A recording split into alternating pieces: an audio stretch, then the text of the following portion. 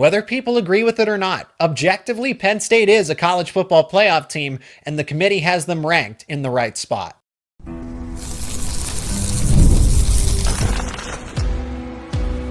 You are Locked On Nittany Lions, your daily podcast on the Penn State Nittany Lions. Part of the Locked On Podcast Network, your team every day. And as always, thanks so much for making Locked On Nittany Lions your first listen and watch every single day. My name is Zach Sako. I'm your host of the show, and help me welcome him back from Black Shoe Diaries, Pat Koerbler, as we're talking Penn State as a legit college football playoff contender. Well, the general public doesn't exactly think so. Today's episode is brought to you by FanDuel. You can start the season with a big return on FanDuel. New customers can place a $5 bet, and you'll get started with $150 in bonus bets. If you win your first $5 bet, visit FanDuel.com to get started.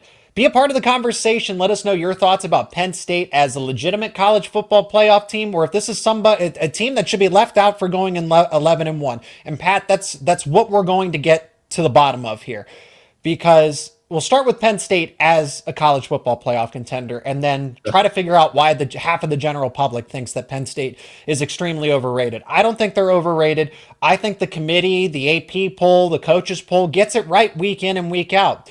Oregon, Ohio State, Texas, and then Penn State.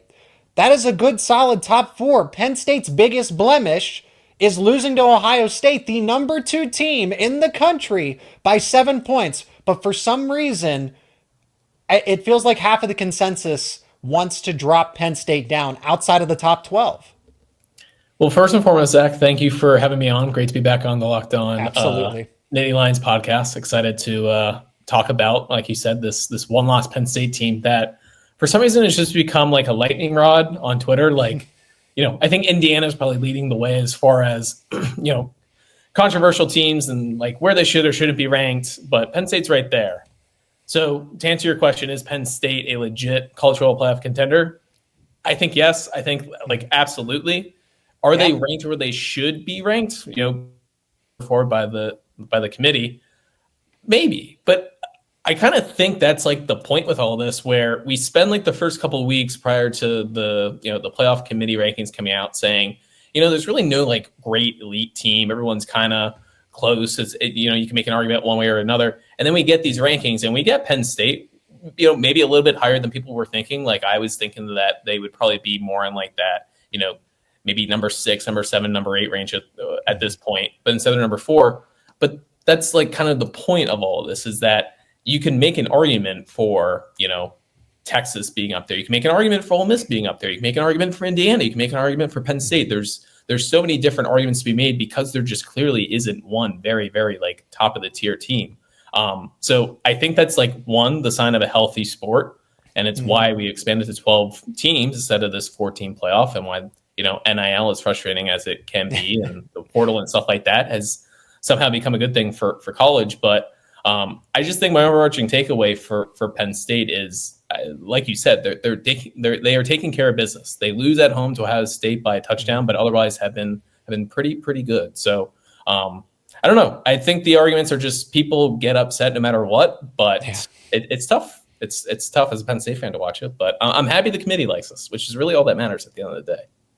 Well, because these things do matter. Strength of schedule, strength of record. If Penn State had dropped another one of these games, then okay, leave them outside of the top 12. But they're winning the games that are in front of them, except Ohio State, which was a preseason national title contender, not just a fringe. This is a fringe top 12 team. Maybe they make the playoff. No, everybody had Georgia and Ohio State penciled in as a national title contender, and Penn State there are no moral victories in college football or any sport, period, Pat. You know that. But Penn State could have won that game against Ohio State. It's not like they were blown out by 20, 30 points, but Penn State is doing that to the likes of West Virginia, Washington, Purdue recently. They come from behind victory against USC, another convincing win against Wisconsin, games on the road. You win the games that are on your schedule.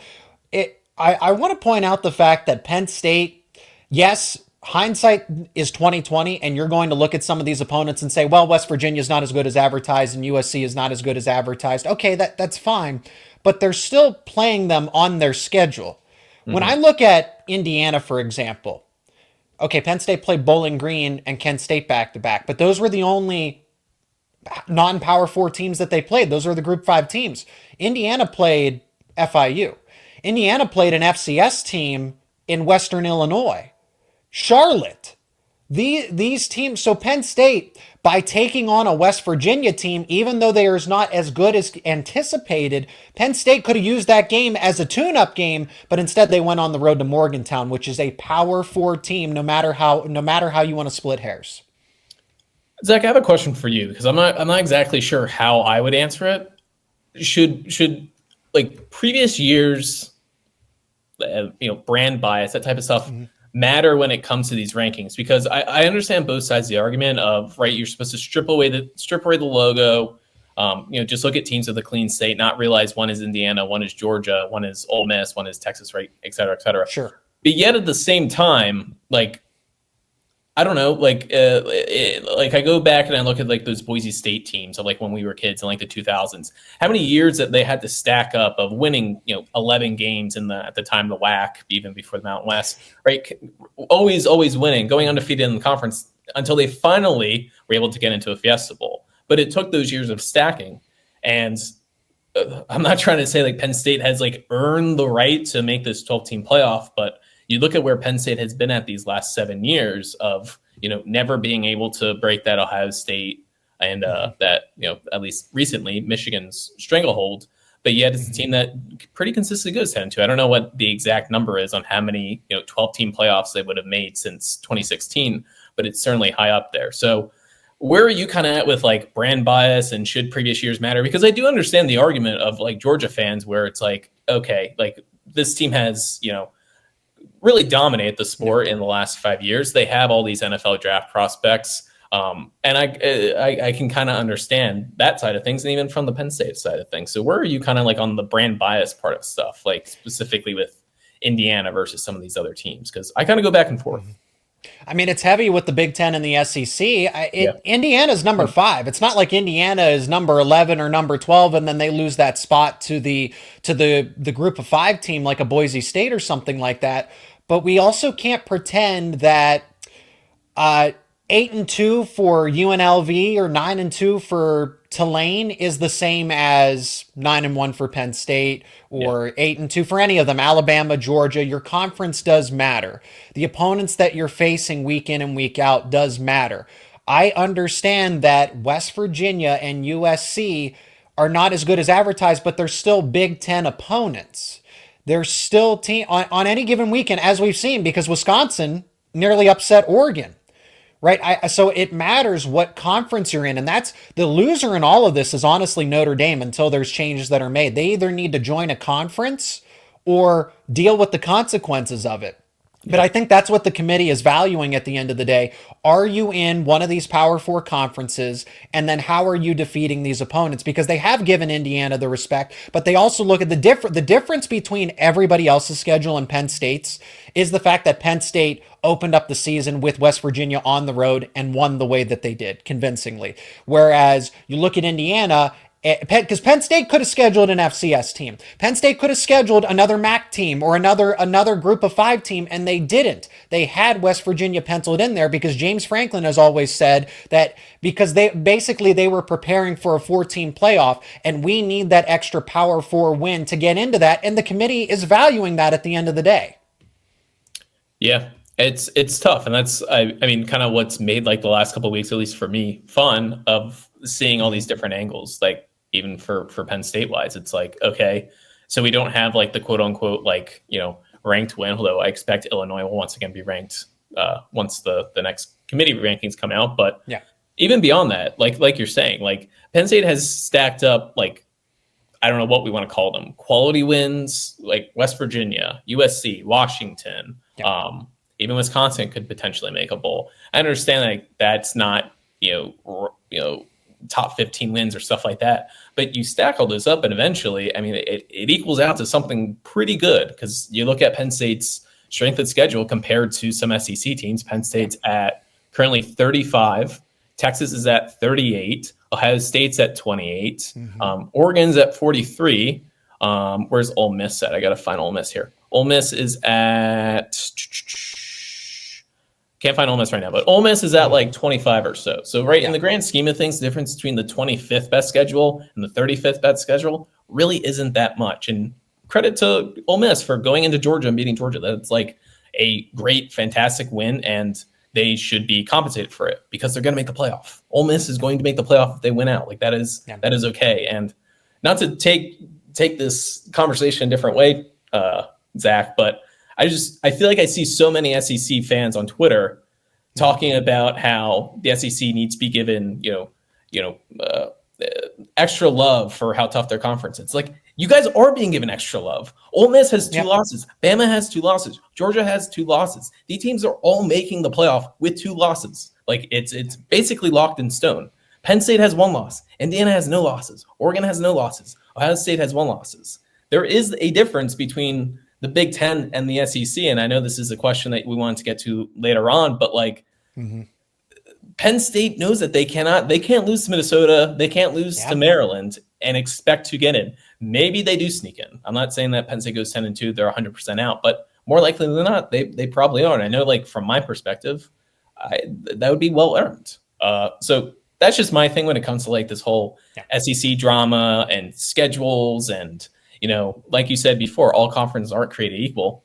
Case in point, that's why these 2-loss SEC teams are still going to be ranked in the top 12 when almost every other conference, if you lose 2 games, like, you are more likely than not probably done. So, I think that's a good stepping stone. So we'll go back to Penn State and why the general public looks at them as an overrated team. But is the Big Ten or the SEC? Which conference is tougher?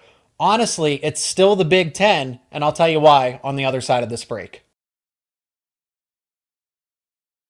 And today's episode is brought to you by Roy. Hey, Penn State fans, listen up. You need to download the Roy app. You've heard us talk a lot about Roy this season and how they're revolutionizing the NIL industry. Roy allows you, the fan, to have a say in who gets the NIL money. And here's what is the best part about Roy. You get your money back if the player transfers. Roy is helping keep your teams, your favorite teams, intact, and it's actually good for the game long term. You can show support to any of your favorite players by depositing a little bit of appreciation into that specific player's account. To download the Roy app, you can see what the logo looks like if you're watching on YouTube, or go to joinroy.com. Now let's spotlight this week's Roy/Locked On Player of the Week. And I'm going to highlight Luke Reynolds, the true freshman for Penn State, had a few catches, some receiving yards, most importantly, his first career touchdown as a Penn State Nittany Lion. And we're going to throw some money into his account on Roy. Every contribution counts, whether it's as little as $10. Everything adds up, and it's going to help. It's going to your favorite players and to help support your favorite teams. Join me, and you can show your favorite players your support on Roy. Download the Roy app or go to joinroy.com today. Use promo code LOCKEDON. Every athlete from every team is there. No purchase necessary, void where prohibited. Go to joinroy.com for full terms. That's Roy. Support the players, change the game. And today's episode is also brought to you by Game Time. You got to download the Game Time app because buying tickets to your favorite events should not be stressful. Game Time has a new feature called Game Time Picks. It makes getting tickets to see your favorite teams play live even easier than before. What is Game Time Picks? Well, what it does is it filters out all the fluff to show you only incredible deals on incredible seats, so you don't have to waste time searching through thousands and thousands of tickets. Let's look at tickets for Penn State versus Minnesota on Game Time. So you can go to the Game Time app or go to gametime.co in your browser, and all of the top deals are sorted for me on Game Time. There's a super deal. Lower corner, section 145, row 20, all in pricing, so there's no surprise fees at checkout, $82 per ticket if you're just looking for the lowest price on tickets.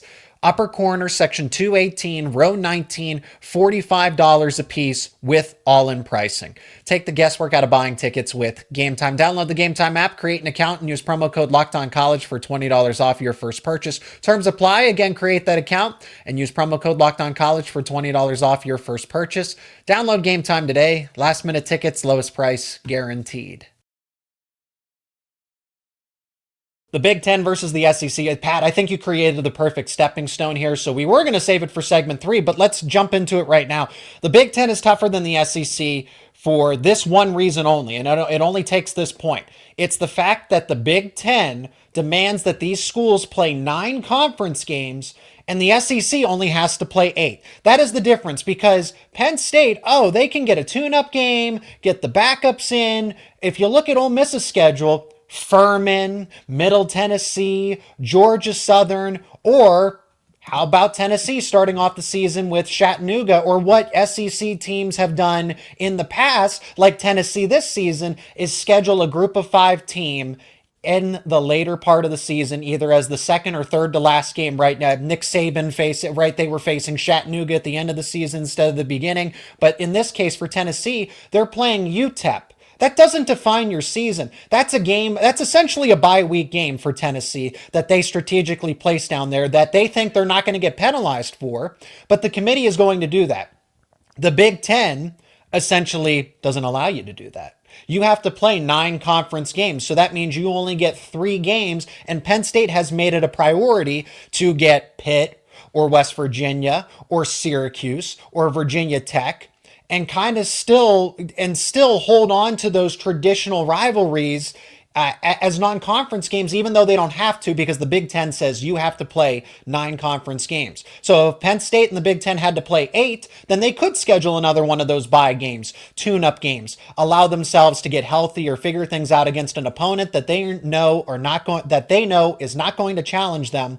Whereas the SEC still has that luxury. So the SEC's problem, or the schools, are dealing with the consequences of the Southeastern Conference. That's Tennessee, Georgia, and the rest of them. Their biggest problem is the reason that the SEC is telling them they only have to play 8 conference games. Yeah, I can definitely see that side of the argument. And you raise a good point about, like, it's the SEC's problem. It is not the College Football Playoff Committee's problem that the SEC scheduled Georgia, one of their premier teams, to go on the road to Ole Miss, to Texas, to Alabama, and Georgia goes 1-2 in those games. Like, at some point, like, the games have to matter. The results have to matter. Like, if we're just going to play this theoretical game of, I think so-and-so would beat so-and-so on the Vegas odds. What does Vegas say? That's what ESPN makes that argument time and time again. What would Vegas say about Penn State versus Georgia? Then don't play a season. Don't play the season. And Zach, I know, right? You're a Penn State grad yourself. We go back to 2016 when Penn State literally played Ohio State. They beat Ohio State. Penn State wins the Big Ten, but because they have 2 losses and Ohio State has 1 loss, Ohio State ends up getting the 2 seed. Penn State doesn't even make it in. And you had people like Kirk Herbstreit on ESPN saying that he doesn't know who the better team is between Ohio State and Penn State. Like, we just played the game. And I understand that, right? If Penn State and Ohio State play 10 times that year, maybe Ohio State does win 7 times. But they didn't win the game that was actually played. So, like, why are we even having that conversation? The argument this year with the SEC, at least in that respect, is that all these teams are just, like, it's gotten so convoluted with who's beating whom, right? Ole Miss has beat Georgia, but Georgia has beaten Tennessee and Texas, but yet Texas only has 1 loss, right? So that whole, like, line, it's kind of hard to be like, how do you exactly rank them? So I don't. I'm curious to see what the committee does with that Alabama, Georgia, Ole Miss whole situation there, Tennessee as well. But as far as, like, who suffered between the Big Ten and the SEC, I can see arguments for both sides. I personally do think the SEC probably is a little bit tougher, at least as far as, like, depth goes. But as far as strength of school, yes. Yeah. But scheduling, again, the SEC has said you're only obligated to schedule 8 of the opponents from the conference. You can go have a bye game. You can go have a glorified bye week and a scrimmage against Furman, Chattanooga, you name it, Pat. Seriously, they're not going to schedule an ACC team or another team from a solid conference. Some of them are scheduling FCS teams.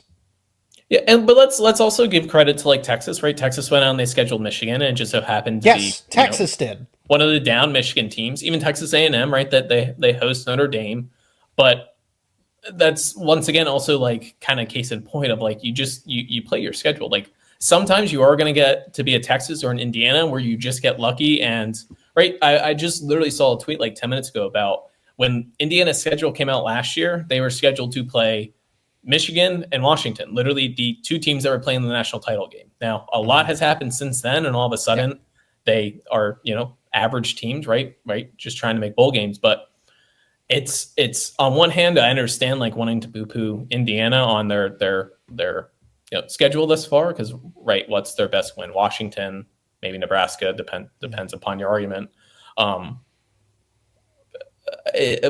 yet it's like they're undefeated.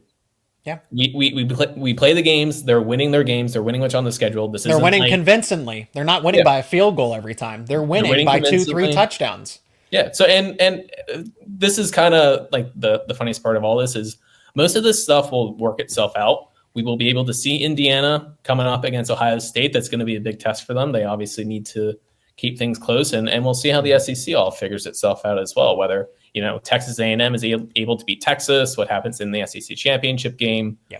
So, like at the end of the day, I think that most people are going to end up pretty much agreeing upon 10 of the 12 teams. There might be Let's say Indiana loses to Ohio State by like 17. I think Ohio State is a 13-point favorite. So let's say Ohio State covers that by a little bit. And then it becomes an argument most likely of like Indiana versus Tennessee. And if that's the worst thing in the world, it's 11-1 Big Ten team versus a 10-2 SEC team. Like, I think we're okay. Because otherwise, all these other schools that we're all like screaming and yelling about, they're probably going to make it. They're probably going to make it anyway. So just funny that we're spending so much energy on something that will figure itself out. But I guess seeding is a big part of it too. Obviously, teams want to host for the playoffs. No, I think, and don't get me wrong, I think that the SEC, I'm not saying that, there's this wide gap between the Big Ten and the SEC, but there's these small little nuances that make the Big Ten tougher. The SEC voted and decided on the fact that they would play 8 games in conference as opposed to 9. Do I agree that, okay, maybe the bottom feeders of the SEC would probably beat the bottom feeders of the Big Ten, right? Let's have Purdue versus Mississippi State as a glorified bowl game to settle that debate. But honestly, I don't know for sure. Do we really know that a Mississippi State would beat a Purdue going later into as a weird playoff game almost? As a consolation playoff game, who has bragging rights? The worst teams of the Big Ten or the worst teams of the SEC? Because you look at a one conference win Kentucky, and they take Georgia down to the wire. Penn State isn't having that issue against Purdue or Wisconsin or Washington, right? Yeah. Okay, yeah, it was a close game against USC, but I think that a lot of that has to do with, they're flying across the country for the first time in the middle of the season like this, for the first time in 30 years in program history. This is the first time a James Franklin team has done that. So there's different circumstances for every single game. My point being is that Penn State hasn't had any close calls except for USC and obviously the loss to Ohio State. If they were losing by 1 point or winning by 1 or 2 points against a Washington, then maybe you have a better argument. But here, I think Georgia needs to handle its schedule, and Penn State needs to continue to handle its schedule. Still to come on this episode, Pat and I are going to wrap up the show by explaining why people think Penn State is overrated and doesn't belong in the college football playoff. Whether that's the general public or some of the experts in the media, we'll talk about that on the other side of this break. And today's episode is brought to you by Mint Mobile. I love a great deal as much as the next guy, but I'm not going to crawl through a bed of hot coal just to save a few bucks. It has to be easy. No hoops, no BS. So when Mint Mobile said it was easy to get wireless for $15 a month with the purchase of a 3-month plan, you call them out on it, and it turns out it really is easy to get wireless for $15 a month. The longest part of the process is the time spent on hold waiting to break up with your old provider. To get started, go to mintmobile.com/lockedoncollege, and there you will see right now all 3-month plans are just $15 a month, including the unlimited plan. All plans come with high-speed data and unlimited talk and text delivered on the nation's largest 5G network. You can use your own phone with any Mint Mobile plan and bring your own phone number along with all of your existing contacts. Find out how easy it is to switch to Mint Mobile and get 3 months of premium wireless service for $15 a month. To get this new customer offer and your new 3-month premium wireless plan for just $15 a month, go to mintmobile.com/lockedoncollege. That's mintmobile.com/lockedoncollege. Cut your wireless bill to $15 a month. mintmobile.com/lockedoncollege. $45 upfront payment required, equivalent to $15 per month. New customers on first 3-month plan only. Speed slower, above 40 gigabytes on unlimited plan. Additional taxes, fees, and restrictions apply. See Mint Mobile for details. Yeah, and that kind of brings us back to what we were saying in the beginning of, as far as like handling your schedule. Like Penn State is aware. I like to think Penn State is aware that they need to go 11-1. Yeah. Georgia is aware that they need to go 10-2. Like both teams are doing what they need to do, and that extra edge that the SEC gets for quote unquote being the best conference, and whether we agree on that or not, like it's playing out like it should. The SEC is getting that benefit of the doubt because they're being allowed to have 2 losses. Just to go back to Penn State real quick, like as far as, if they're handling teams or if they aren't handling teams, and kind of why is Penn State ranked so highly? Why are they ranked number 4 when it seems like almost most people in the media are more down on Penn State. And like I said before, even for myself, I was a little surprised that they're that high. Mm-hmm. For S&P Plus, they have the 3rd best defense, the 12th best offense. And if you want to look at points per play, they have the 17th best offense and the 6th best defense. So for whatever reason, it seems like this committee is really taking into account efficient offenses, efficient defenses, and just overall complete teams. And they're seeing that this Penn State team offensively and defensively doesn't have a ton of holes. Yes, It'd be nice to have another, couple wide receivers. Yes, it'd be nice to have a little bit more linebacker depth, but as a whole, it's tough to find 10 teams that are clearly better than Penn State, and Penn State's taking care of business. So what can you really do? As long as Penn State wins, and the conversation obviously goes to Indiana as well, it extends to them. As long as they win, you can't fault a team for playing the teams that are in front of them on their schedule. What USC does after the game against Penn State is entirely up to USC. I don't know how Penn State can control that. They won the game on the schedule, and honestly, the odds were against them, even though I know they were favored. But to fly across the country, only one other team had won a coast-to-coast game at that point in the Big Ten, and Penn State becomes that second team. We've kind of casually pivoted to this conversation about why the public thinks Penn State is overrated. The close call against Bowling Green, but Penn State controlled the entirety of the second half. KJ Winston was injured in that game. Right, the College Football Playoff Committee looks at these things. How did you win? What were the circumstances going into that game? Was that USC game at home? Was it on the road? What happened? Were players leaving the game like against a Bowling Green? Penn State had to change its entire game plan after KJ Winston left the game against Bowling Green early in the first quarter. But your average commentator on social media is just going to point out, see, they only beat them by 7 to 10 points. They're clearly a fraudulent team. But then when Penn State responds, they blow out Purdue, they blow out Washington, they have solid, convincing victories against an Illinois, against a West Virginia. Oh, well, West Virginia's not actually that good. Okay, but again, I go back to my point. They could have half the media was picking West Virginia to win it, felt like. To make the college football to make the playoff by winning the Big 12. What happened to that? It's a Power 4 win. It is a Power 4 win at the end of the day. Penn State, instead of West Virginia, could have easily scheduled whoever from the SEC or the Group of 5 to open up the season. Typically, it's been Appalachian State, or it's been Buffalo, or Kent State, right there. Yeah, they rotate these different schools in. They did that with Bowling Green and Kent State. The Bowling Green result isn't the prettiest, but they won, and they didn't let losing one of the best players on the team overall force Penn State to drop that game. You know who did lose to a MAC team at home? Notre Dame. Notre Dame. So if Penn State lost to Bowling Green, yes, criticize them all you want. Notre Dame actually did, and that's why Penn State is still ranked above Notre Dame, even though there are some pretty passionate Fighting Irish fans that tell me, oh, Notre Dame's better than Penn State. The difference between Penn State and Notre Dame is the fact that they beat that MAC team. You didn't. Yeah. And I understand, like, even the perception of Penn State in some regards, like how we, have not been able to get over that Ohio State Michigan hump, and it's a well-earned. It's absolutely well-earned. But that doesn't define this team. A loss to number 2 Ohio State doesn't say that, oh, they're left for dead. They should not be in the college football playoff. Yeah. And that's what I was going to say. Like, it's a well-earned, whatever, the opposite of a badge of honor. Like, the stereotype. I don't know. Yeah, whatever we want to say. Like, it's frustrating on that sense, but yet, like, Penn State the last 3 years has taken care of business against everybody else. Their only loss when they were, the favored team was against Ole Miss in that bowl game, which I know you know this, Zach, but right, how many players were expected to play that ended up sitting out then, and Penn State wasn't aware? Like, it was just a weird, wonky game to begin with anyway. I'm not trying to make an excuse for that loss, but Penn State is taking care of business otherwise, and there's a ton of other schools that have not, from Ole Miss losing to Kentucky, to Alabama losing to Vanderbilt, to that Notre Dame game. So, no, I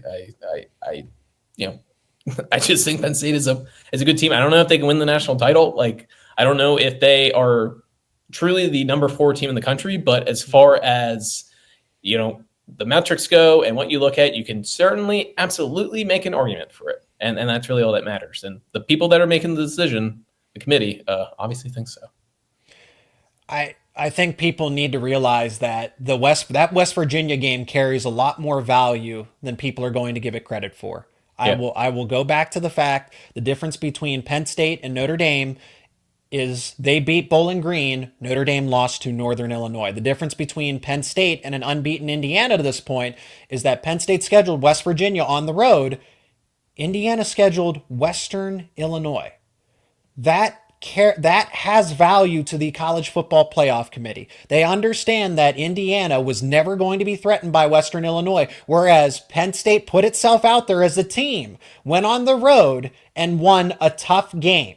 West Virginia, but they're average. It doesn't matter. That's a game where you're vulnerable and you did not need to schedule that. That is the difference at this point of why Penn State is number 4, number 5 in these rankings.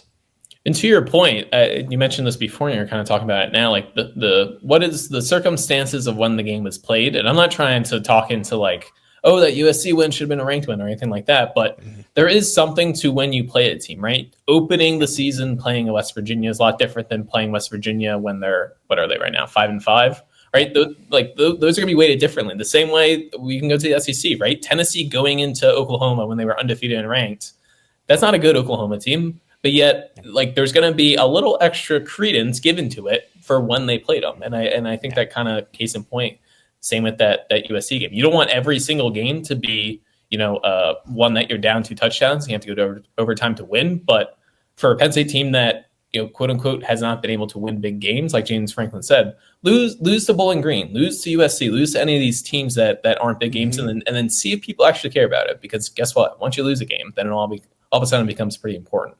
Another question for you, not to take host and news away from you. Who I would like to play. I mean, I'll be honest. I would like to play Notre Dame or Indiana in the first round. As much as we're defending Indiana here, I would like to play Indiana. Out of these SEC teams, who would you like to play? Who would you prefer to play the most? Because I'm pretty scared of Ole Miss. I won't lie. I think that they're low key maybe I don't want to say the best team, but I think that they're the best SEC team. I'll say that. I still give a lot of credit to Ohio State. The thing that scares me about Ole Miss and why I think that part of the reason that they look so bad against Kentucky and look so poor against LSU is that it's a team of transfers. So let's be honest, it's a team of mercenaries that are, didn't grow up, loving Ole Miss and are kind of only at Ole Miss. I don't say it's like negatively, but are only at Ole Miss for really one reason. But yet you see against a Georgia team when they're like fully locked in, they are freaking locked in. And I worry that once the playoffs hit that they will be like that. So as far as like SEC teams go, I guess I should say, who would you like to see the most? Not that any of them are easy games, but Ole Miss scares me the most. I think if I had to pick, I mean, I was going to say Tennessee, but I don't know if pick your poison, right? Tennessee. I guess Bama, but Jalen Milroe scares me as well. So it's tough. Who would you like to face?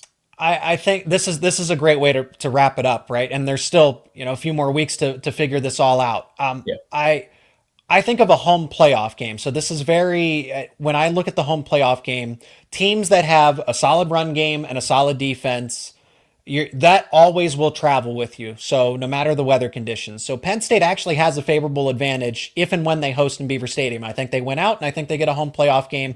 And whatever 10-2 SEC team has to travel up to Beaver Stadium is in trouble. Ole Miss is to that case in point. is that they're more of a fast-paced passing type of team. They're not your physical ground and pound.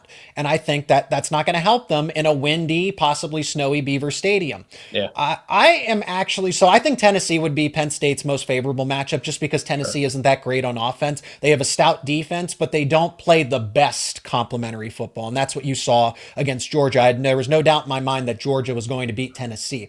I would probably be the most fearful of an Alabama team, actually. Okay. Alabama, what they did to Georgia with Kalen DeBoer, a new offense, a new defense, right? The same argument that I've made for Penn State all season in the fact that they need to get used to Andy Kotelnicki's offense. They need to get used to Tom Allen's defense. And when they do, they will peak at the right time. So the same argument's going to be made for an Alabama team. They will be peaking towards the end of the season. And if they were able to do that to Georgia, I know that they've lost a couple of games, but I'm saying if they get in, that is a team that is going to be firing on all cylinders, that will have everything battened down.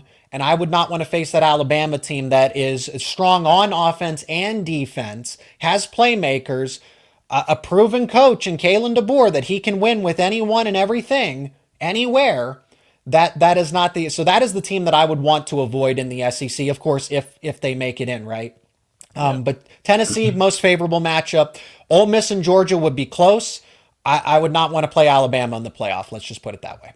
Yeah, Milroe too. I mean, he's just such a. I mean, I don't say you never know what you're going to get out of him just because he can have some stinkers, but he's the type of guy that it just feels like if he's on, it's just like there's really not a lot you can do as a defense. Yeah. See, but that's what makes this whole thing interesting. Is that like, right? I'm saying like I think Ole Miss is, if I had to like power rank or pick my teams that I think are going to win the playoff, I think I'd go Ohio State. And I honestly think I'd pick Ole Miss second.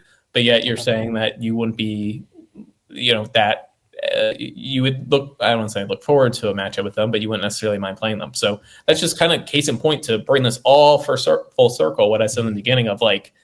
There are no like great elite teams. Like the difference between the number 3 team and the number 11 team, like really isn't that much. So we'll see it play out. And that's why this, I don't know about you. I was kind of anti 12 team playoff. I was kind of happy. I shouldn't say I was happy with the 14 playoff, but I long for the old days where the regular season games mattered so much. But I don't know. This is fun and will be fun to see, especially this first year. It all play out on the field.